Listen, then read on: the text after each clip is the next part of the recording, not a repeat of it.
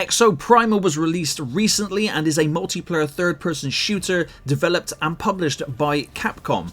And I had no interest whatsoever in this game. I just saw that it was dinosaurs and you're in a mech suit and you're shooting the crap out of them. However, I managed to find it very, very cheap. I'm talking less than 30 quid because I was not paying 50 quid for it.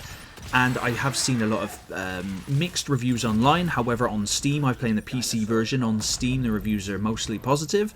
And in all honesty, I have to say, I love it. I think the game is really cool.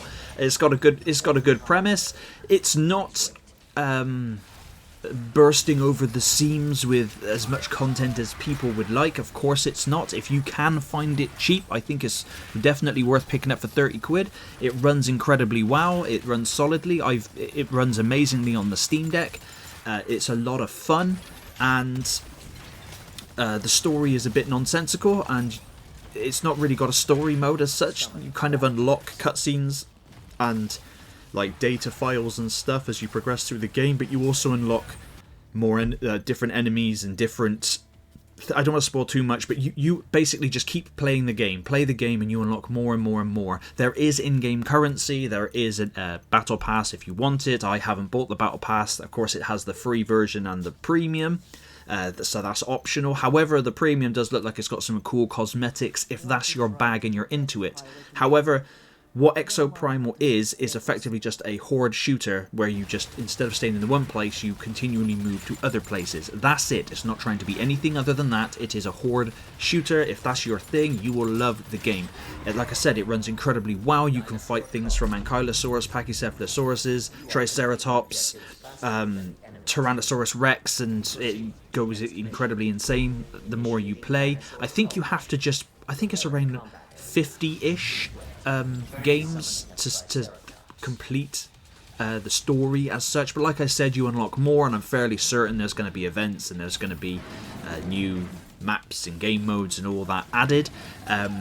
It's got...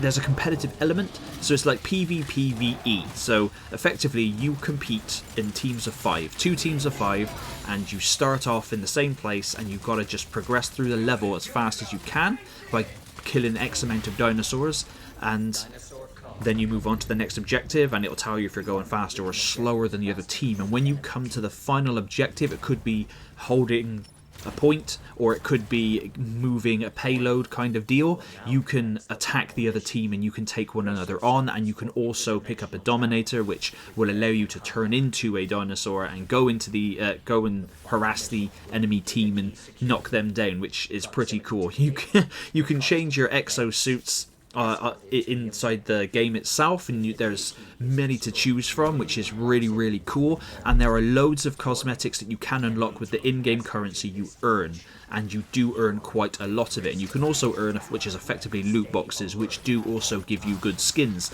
The first ever loot box I opened had some really rare skins, which was really cool. Usually they give you like really crappy ones in those kind of games. But you have a multitude of different attacks and abilities with each suit. Of course, you've got a suit that's like a tank. You've got a suit which is a healer support. You've got one that can fly.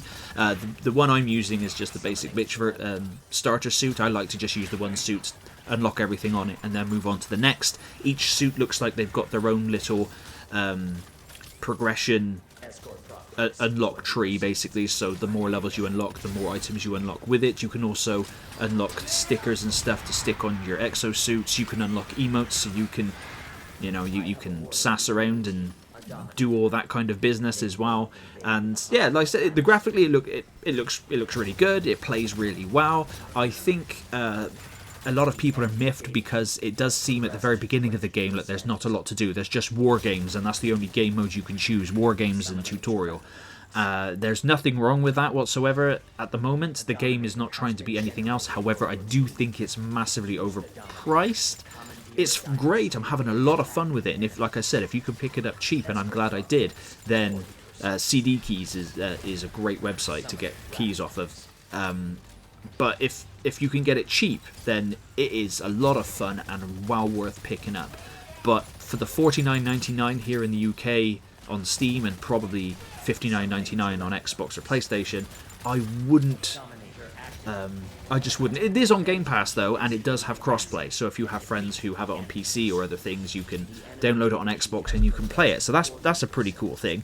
But it is a really cool game. I find games very fast. As soon as I click search for game, I'm in within a couple of seconds, and you can be let down by some moronic team members. It's a team-based game. You must stick together, work together.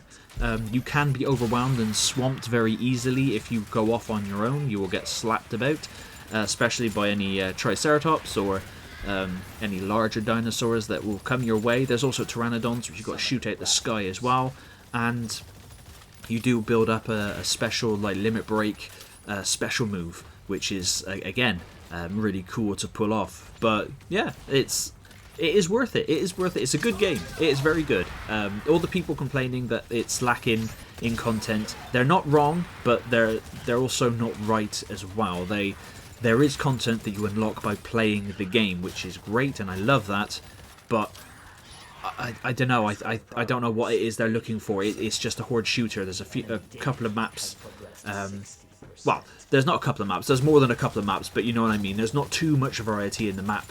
But the levels seem pretty cool as it is. There's high places you can get to, and you can hop onto walls, and you can get behind cover if you need to just take a quick breather. Of course, you don't need to take cover from the dinosaurs. They're not shooting shit at you, but the other team can. But anyway, let me know down below if you've played Exoprimal, or if this is a game that you are going to stay well clear of. I think this is actually a cool little new IP from Capcom, and hopefully they support the game correctly and they do everything they need to, because I'm having a blast on the game at the moment and I will continue to play it. It's not a game that I'm going to savage all day every day, but it's a game I will hop onto and have a few games on an evening. That's what a lot of my gaming is I tend to bounce between loads of different games, so that way I don't burn myself out. Like, I'm playing through Diablo 4's Season 1 at the minute. I'm doing a little bit of that. I'm replaying through a lot of Final Fantasies, and playing some Halo. I'm back on Halo and I'm playing a bit of Halo, so yeah, life is good. But thank you very much for watching. Respond to this exceptional threat. Providing a new target. Engage and eliminate the T-Rex. Leviathan's gotta be taking the piss. It's your first day on the job and we're up against one of those? Zephyr's trash! Shit! Roadblock's done for too.